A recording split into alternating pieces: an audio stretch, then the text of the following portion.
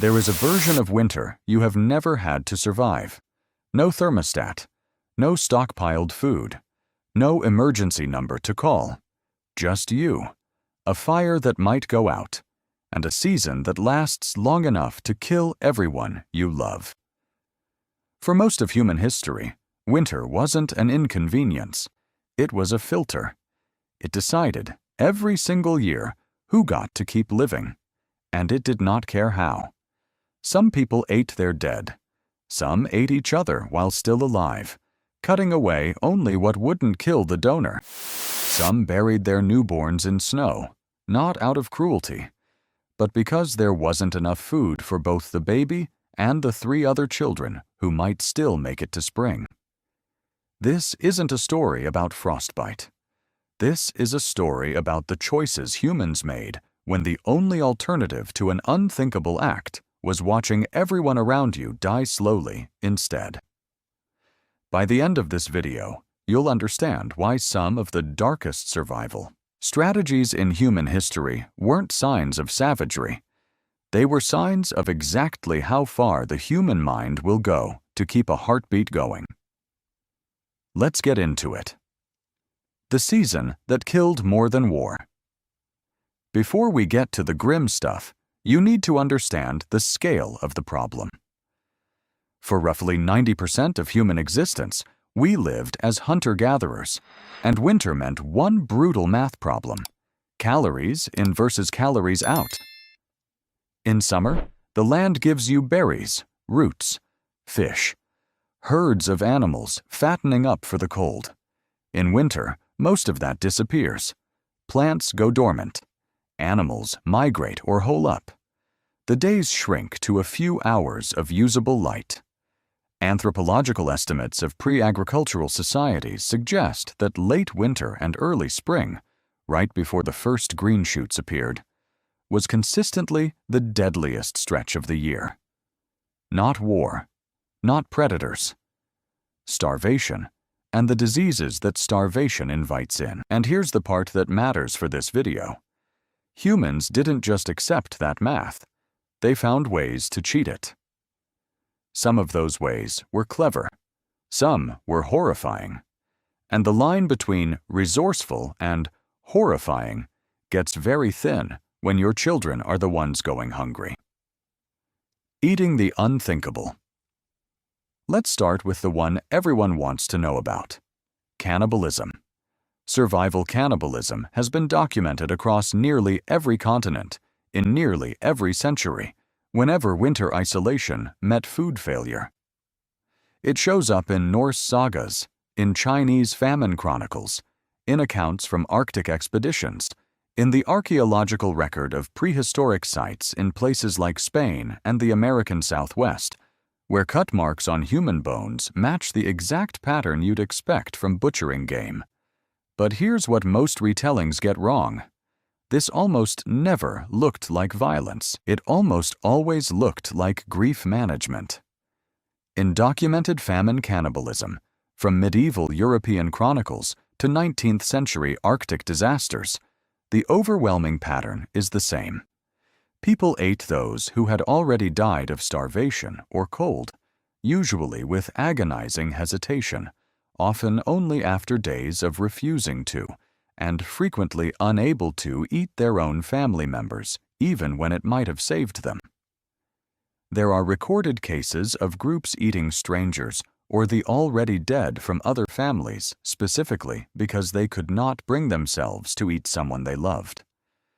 Some cultures developed almost ritualized rules around it, informal codes about who could be eaten, in what order, and by whom, designed to distribute both the food and the moral weight so no single person carried the full horror alone.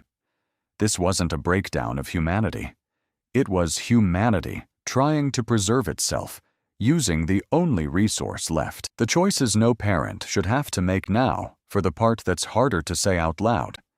In chronically food-stressed environments, the Arctic, subarctic, Siberia, isolated mountain communities during famine winters, anthropologists and historians have documented something called selective family triage, When there wasn't enough food to keep everyone alive through winter, some groups made devastating calculations about who got fed. Among some traditional Arctic societies, ethnographic accounts describe infanticide during severe famine, almost always framed not as rejection, but as a last resort act performed with visible grief, often reserved for infants born right before or during the hardest stretch of winter, when a nursing mother's own survival was already in question. The logic, as brutal as it sounds, was arithmetic. An infant who has not yet formed social bonds and cannot yet contribute represents the smallest loss compared to losing an older child, a hunter, or the mother herself. Elderly self-sacrifice appears in oral histories too, accounts of elders who, understanding the math better than anyone, chose to walk into the cold rather than eat food that could keep a grandchild alive. Whether every such account is literal history or partly legend is debated by historians, but the fact that these stories exist across unrelated cultures, Inuit, Norse, some Siberian groups, tells you this wasn't a fringe idea. It was a shared, terrible logic that emerged wherever winter got hard enough for long enough. None of this was written into law. It wasn't casual. Every account we have describes it as the last decision made after every other option had already failed. The body as the last toolkit. Survival didn't stop at food. Ancient humans used their own bodies as equipment in ways that sound almost unbelievable now. In extreme cold, some Arctic peoples reportedly slept in piles, literally stacking bodies together, sometimes with dogs woven into the pile, using shared body heat as the only insulation available when fuel ran out. Losing a person from the pile wasn't just an emotional loss. It measurably dropped the temperature for everyone else. There are also accounts, particularly from Arctic exploration history and traditional practices, of drinking warm blood from freshly killed animals, not out of preference, but because in deep winter it delivered warmth, liquid, fat, and iron faster than any other available food, at a moment when building a fire to cook meat might cost more energy than the meat provided. Frostbite management was its own horror. Without modern medicine, self-amputation of blackened, dead fingers and toes, using a knife, a sharp stone, sometimes just enough force applied at a joint, was, in some documented cases, the only way to stop gangrene from spreading and killing the whole person. People did this to themselves, alone, because waiting for help could mean waiting for death. The slow madness of isolation. Not every grim survival method was physical. Winter isolation did something to the mind. Among some northern Algonquian-speaking peoples, oral tradition describes a terrifying figure, the Wendigo, a being said to represent a person driven by starvation into an insatiable hunger for human flesh, someone who had crossed over and could no longer be brought back. Historians and anthropologists largely read this today not as literal monster folklore, but as a cultural framework for something real. Cases of extreme isolation, starvation, and cold-triggering psychological breaks in real people, sometimes ending in violence. The legend gave communities language for a genuine seasonal danger, the possibility that the person you were snowed in with for 6 months might not survive the winter with their mind intact, even if their body did. That's a detail that rarely makes it into the fun facts about history videos. Winter didn't just threaten your body. Communities built entire belief systems specifically to manage the psychological collapse that prolonged isolation and hunger could cause. What this actually tells us, 26th of July, 2026, 1617. Alisher YT Academy. So why tell this story at all? Because it flips the way we usually think about our ancestors.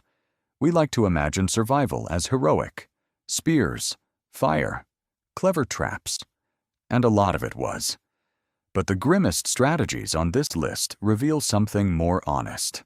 Survival, at its edge, isn't glamorous.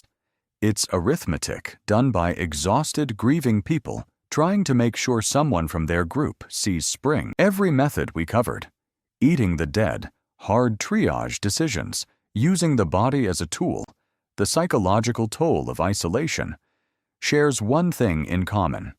None of it was chosen lightly. The historical and anthropological record consistently shows hesitation, ritual, grief, and rules built specifically to make the unbearable slightly more bearable. That's arguably the most human detail of all. Even at the absolute limit of survival, people were still trying to hold on to some shred of meaning in what they were doing. And it's worth sitting with this. Every single person watching this video exists because somewhere in your ancestral line, someone made it through a winter that should have killed them, maybe using exactly one of the methods on this list. Outro. If this kind of history, the parts nobody puts in the textbooks, is your thing, that's basically all we do here. Subscribe if you want more of the darkest, strangest, most human stories from our past. And let me know in the comments, out of everything on this list, which one would you have the hardest time doing to survive? Tolik versia, visual korsatmalar bilambirga, yukoridagi failda saklanib koldi, montaj kilishta orsha failni ishlating.